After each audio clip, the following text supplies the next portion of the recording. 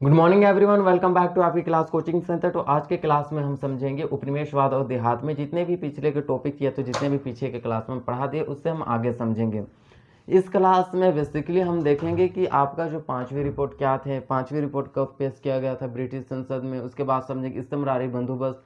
इस्तेमरारी बंदोबस्त आपके very very important topic हो जाते हैं। तो इन सभी टॉपिक्स के बारे में आज समझेंगे। यदि आप क्लास मिस करते हैं तो देखना, स्किप करते हैं तो आप कहीं ना कहीं आपका क्वेश्चन छूटेंगे और आपके नंबर्स भी कम आएंगे। तो आप इसे देखना स्किप मत कीजिए और आप अच्छे तरीके से पढ़िए और अच्छे तरीके से इस क्लास को अटेंड कीजिए ताकि आपको बहुत ही अच्छे तरीके से इस्तेमरारी बंदोबस्त, पांचवी रिपोर्ट ये समझ में आ जाए। तो सबसे पहले हम देखते हैं कि पांचवी रिपोर्ट क्या थे। ठीक है, तो पांचवी रिपोर्ट के बारे में क्वेश्चन पूछे जाते हैं। ठीक, तो पांचवी रिपोर्ट क्या थे क्या नहीं, ये आपके क्वेश्चन है। पांचवी रिपोर्ट, ये हमारा आपका हो गया पांचवी रिपोर्ट। तो ये जो पांचवी जो रिपोर्ट है, तो पांचवी जो रिपोर्ट है वो ब्रिटिश संसद में पेश किया गया था 1813 ईस्वी में। 1813 ईस्वी में पांचवी रिपोर्ट ब्रिटिश संसद में पेश किया गया था। अब इसमें पांचवी रिपोर्ट में आखिर था क्या, ये पांचवी रिपोर्ट को ब्रिटिश संसद में पेश क्यों किया गया था? क्योंकि आपको समझना है कि पिछले क्लास में जोतदार जमींदार के संपत्तियों की नीलामी के बारे में बताए थे। तो अंग्रेज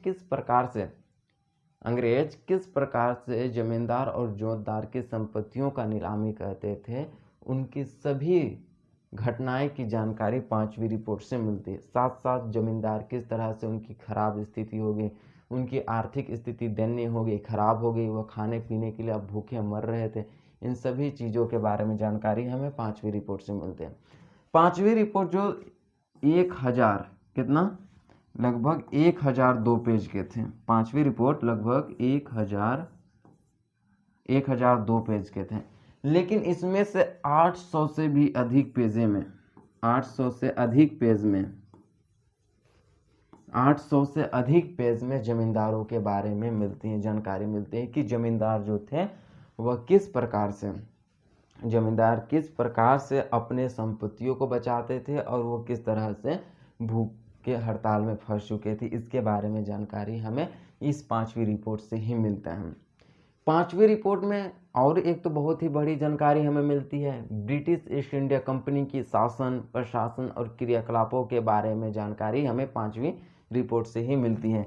जैसे कि BEC, British east India company, short में BEC, British east India company की इन सभी जानकारी हमें पांचवी रिपोर्ट से ही मिलते हैं। आपको पता होगा कि हमारे देश में मात्र एक ही कंपनी 1600 ईस्वी में ब्रिटिश ईस्ट इंडिया कंपनी भी आई थी, लेकिन इंग्लैंड में बहुत सारी कंपनियां थी। ब्रिटिश ईस्ट इंडिया कंपनी के अलावा भी बहुत सारी कंपनियां इंग्लैंड में कार्यरत थीं। उन्हें वह अधिकार नहीं मिला था जो ब्रिटिश ईस्ट इंडिया कंपनी को भारत में मिला था। तो ब्रिटिश ईस्ट इंडिया जो कंपनी है वह ब्रिटेन ने इन्हें व्यापार करने का एक अधिकार दिया हुआ था। ब्रिटिश ईस्ट इंडिया कंपनी को ब्रिटेन ने यह अधिकार दिया हुआ था कि आप चीन से व्यापार कर सकते हैं, ब्रिटेन में आपको जितने भी वस्तु हैं वह भारत में व्यापार कर सकते हैं, उसके बाद आप थोड़ा पैसा ब्रिटेन को दे दीजिएगा। तो ब्रिटिश ईस्ट इंडिया कंपनी एक ब्रिटेन का ही कंपनी थी, लेकिन वह ब्रिटेन को क्या करते थे, वो पैसा देते थे, जिस कारण से जो ब्रिटेन है वो ब्रिटिश ईस्ट इंडिया कंपनी के लिए सैन्य सहायता, इन सभी चीज़ों के मदद करते थे। लेकिन वहाँ की बहुत सारी जो कंपनियां हैं वह ब्रिटिश ईस्ट इंडिया कंपनी के एकाधिकार का विरोध करने लगे। वह कहने लगे, उनका कहना भी जायज़ था कि ब्रिटिश ईस्ट इंडिया कंपनी ही क्यों भारत में व्यापारिक संबंध स्थापित रखे, या तो क्यों उन्हें एकाधिकार प्राप्त है, हमें क्यों नहीं। यह ब्रिटिश संसद में बैठे सारे कंपनी के जो CEO हैं वो क्या करने लगे कि ब्रिटिश ईस्ट इंडिया कंपनी का विरोध करने लगे। ब्रिटिश ईस्ट इंडिया कंपनी अब एक तरह से डर गया कि भाई हमारा एकाधिकार को ये लोग ना समाप्त करवा दें। तो इस तरह से ब्रिटिश ईस्ट इंडिया कंपनी को घबराया हुआ था। तब हुआ क्या कि ब्रिटिश ईस्ट इंडिया कंपनी के विरुद्ध राजनीतिक समूहों ने भी विरोध करने लगे ब्रिटेन के इंग्लैंड में। अब ये दोनों तरफ से फंस गया। BEC जो कंपनी है, ब्रिटिश ईस्ट इंडिया कंपनी, दोनों तरफ से फंस गया। अब करे तो क्या करें, अब तो यहाँ भारी समस्या आ गया। तो ब्रिटिश ईस्ट इंडिया कंपनी को संसद के द्वारा क्या मिले कि उन्हें एक आदेश मिला, किन्हें, ब्रिटिश ईस्ट इंडिया कंपनी को। जैसे कि हमारा ब्रिटेन के संसद, ब्रिटेन के जो संसद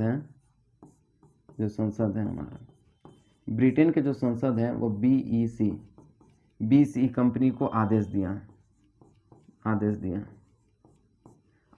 अब आदेश में कहा क्या कि आप जितना भी व्यापार कर रहे हैं वो ठीक है। उनके ब्रिटिश ईस्ट इंडिया कंपनी को एकाधिकार को सीमित किया गया, उन्हें नियंत्रित किया गया। और ब्रिटिश ईस्ट इंडिया कंपनी को यह कहा गया कि आप व्यापार कर रहे हैं कोई बात नहीं, लेकिन आप जितने भी व्यापार कर रहे हैं, आप शासन कैसे कर रहे हैं, आप प्रशासन कैसे कर रहे हैं, वहाँ किस तरह से चला रहे, इन सभी चीज़ों के बारे में जानकारी हमें मिलनी चाहिए, संसद ने कहा ब्रिटेन के।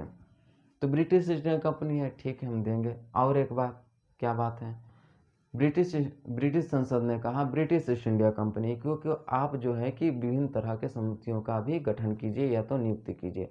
तो ब्रिटिश ईस्ट इंडिया कंपनी भी वो भी क्यों।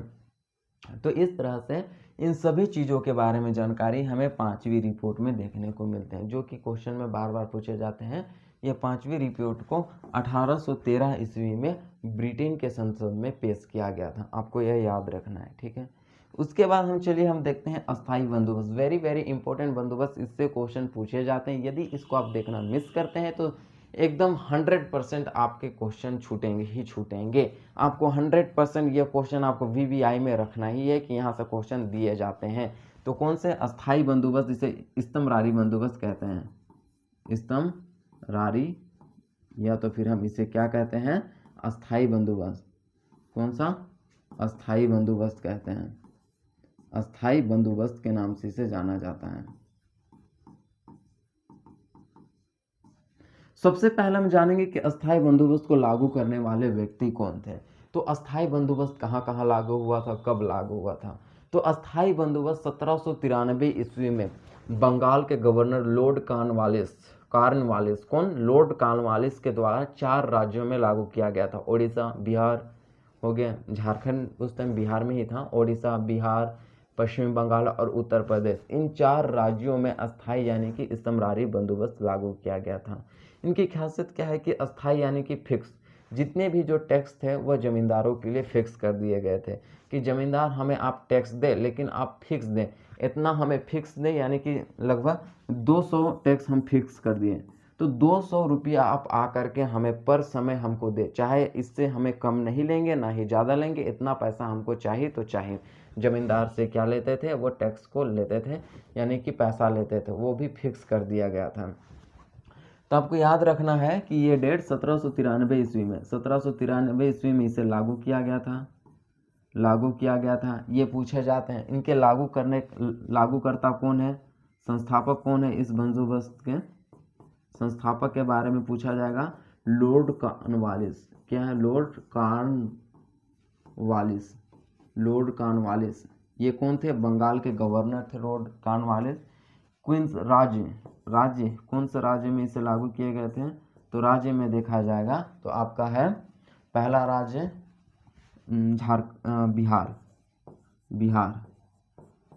बिहार में ही झारखंड था। उसके बाद ओडिशा, ठीक है, ओडिशा में, और यूपी, उत्तर प्रदेश। तो ये ओडिशा, बिहार, उत्तर प्रदेश, और एक है हमारा बिहार। 4 राज्य हो गए क्या, नहीं हुए हैं, एक है बंगाल, तो बंगाल। ये 4 राज्यों में अस्थाई बंदोबस्त लागू किए जाते हैं। ये पूछा जाता है कि किन किन राज्यों में अस्थाई बंदोबस्त लागू किए गए थे, तो आपके बिहार, ओडिशा, यूपी और बंगाल, ये 4 राज्यों में जो है अस्थाई बंदोबस्त लागू करता कौन है, लॉर्ड कॉर्नवालिस। और ये क्या है, लागू 1793 ईस्वी में। अस्थाई मतलब टैक्स को फिक्स कर दिया गया था, टैक्स फिक्स, क्या कर दिए गए थे, फिक्स कर दिए गए थे कि आपको इतना टैक्स देना है तो देना ही। इसी के लिए इस स्तंभरारी बंदोबस्त अस्थाई बंदोबस्त के नाम से भी जाना जाता है। कंफ्यूज नहीं होना है, स्तंभरारी और अस्थाई बंदोबस्त दोनों एक ही हैं, समझ में आ गया। फिर हम समझते हैं कि अस्थाई बंदोबस्त का मुख्य उद्देश्य क्या था, कि अंग्रेज क्यों टैक्स को फिक्स कर दिए थे, क्योंकि वह चाहते थे वो जमींदार से अधिक कर लें, इनका मुख्य उद्देश्य था। उद्देश्य क्या थे कि अधिक से अधिक कर ले, राजस्व को अपना बढ़ाएं, और साथ ही साथ नए अपने जितने भी ब्रिटिश साम्राज्य हैं उसके सुरक्षा हेतु एक नए सेना वर्ग खड़ा करें। यही उनका मुख्य उद्देश्य था, नए सेना वर्ग का खड़ा करना अपने ब्रिटिश साम्राज्य यानी कि ब्रिटिश बीईसी यानी कि ब्रिटिश ईस्ट इंडिया कंपनी की रक्षा हेतु। साथ साथ क्या वो भू राजस्व ज़्यादा से ज़्यादा वसूल करे, इसके लिए उन्होंने तो मुख्य उद्देश्य रख करके अस्थायी बंदोबस्त लागू किया था। अस्थायी बंदोबस्त की यदि इसका विशेषता देखें, विशेषता के बारे में जानते हैं, अस्थायी बंदोबस्त की क्या विशेषताएं थे, तो अस्थायी बंदोबस्त की विशेषता के बारे में जानेंगे। तो इसकी विशेषता खास यही थे कि इस बंदोबस्त के तहत जो जमींदार थे उन्हें मालिकाना हक दे दिया गया। मालिकाना यानी कि मालिक का हक दे दिया गया, मलिकाना हक दे दिया गया, यानी कि सभी जो जमींदार जो थे वह एक तरह से मलिकाना हक उनके पास आ गए थे। ठीक है, कि अब जमींदार जो थे वो ज़मीन के खरीद बिक्री सब कुछ कर सकते थे, आम किसान से वो टैक्स और लगान आराम से वसूल सकते थे, चाहे वो कैसे भी। तो मलिकाना हक इस बंदोबस्त के तहत दे गया, जिससे कि इस बंदोबस्त की एक मुख्य विशेषता यह थे कि जितने भी जमींदार थे उन्हें तो काफ़ी ज़्यादा लाभ हुए, बहुत ही ज़्यादा लाभ हुए, लेकिन आम किसान, आम जनता, इन लोगों को बहुत ही ज़्यादा हानि हुआ और इससे ब्रिटिश ईस्ट इंडिया कंपनी को भी बहुत ही ज़्यादा फायदा होने लगे। लेकिन इनके नकारात्मक प्रभाव भी हमें देखने को मिलते हैं। तो इनके नकारात्मक प्रभाव क्या थे? ब्रिटिश ईस्ट इंडिया कंपनी के यदि हम देखें, सॉरी, अस्थायी बंदोबस्त के नकारात्मक प्रभाव, नकारात्मक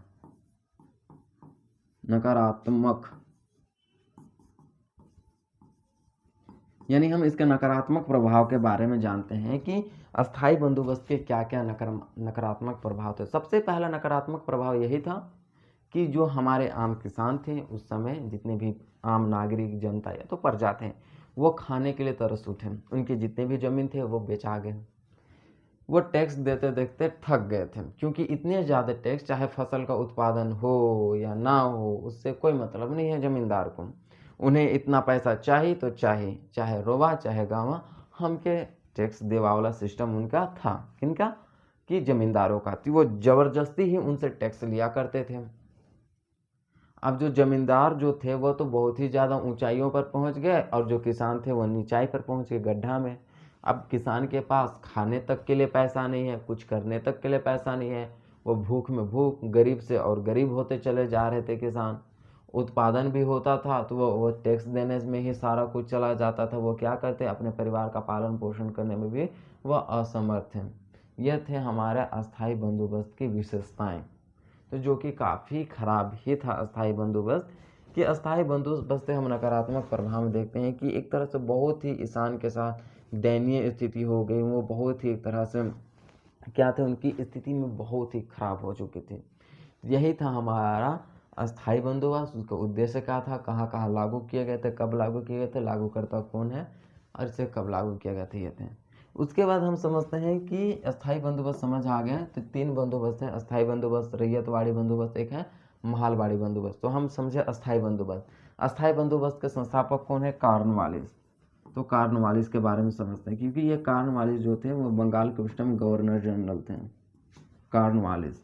तो ये कॉर्नवालिस कौन थे? तो ये बंगाल के क्या थे? गवर्नर जनरल थे। इन्होंने नहीं 1793 ईस्वी में, 1793 ईस्वी में अस्थायी बंदोबस्त 4 राज्यों में लागू किया गया था, लागू किए थे।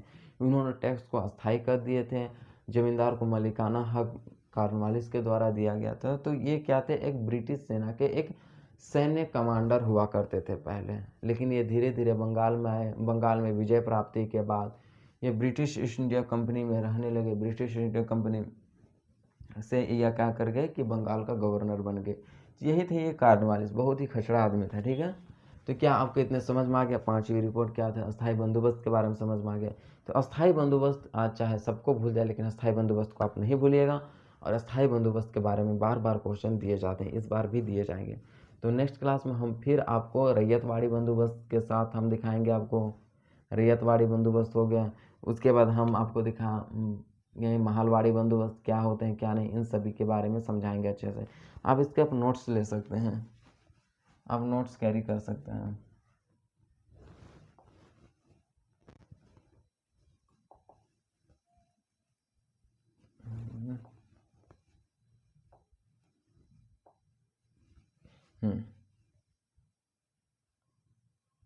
जी, 5वीं रिपोर्ट, इसका नोट्स आप अच्छे से कैरी कर सकते हैं।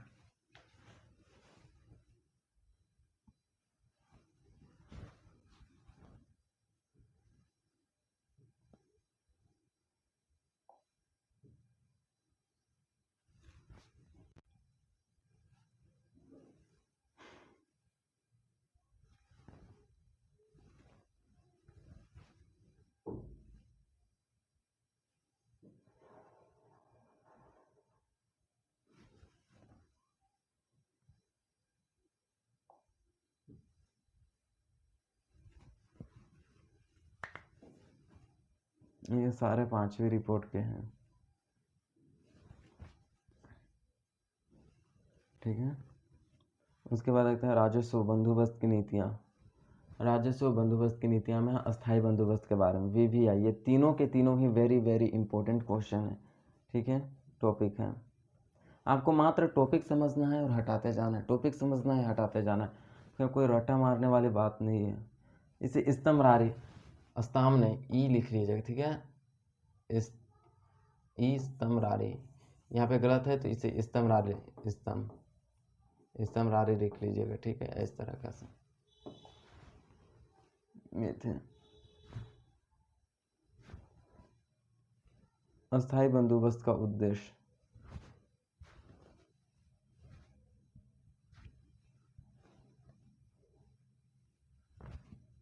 अस्थायी बंदोबस्त की विशेषता क्या थी, अस्थायी बंदोबस्त की विशेषता, ये सारा अच्छे तरीके से लिखिए। फिर अस्थायी बंदोबस्त का नकारात्मक प्रभाव, बंदोबस्त का नकारात्मक प्रभाव,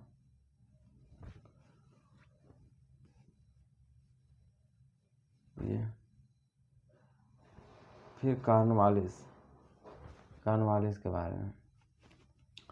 नेक्स्ट क्लास में हम रैयतवाड़ी बंदोबस्त और महालवाड़ी बंदोबस्त के बारे में समझेंगे, जो कि वेरी वेरी इंपॉर्टेंट आपके टॉपिक हो जाएंगे। इस क्लास के लिए धन्यवाद और आपकी बहुत बहुत शुक्रिया अदा कि आपने हम लोग के क्लास में आकर जुड़ रहे हैं। आपकी क्लास कोचिंग सेंटर से आप पढ़ रहे हैं ताकि आप अपने आप को टॉप लेवल में ले सकें।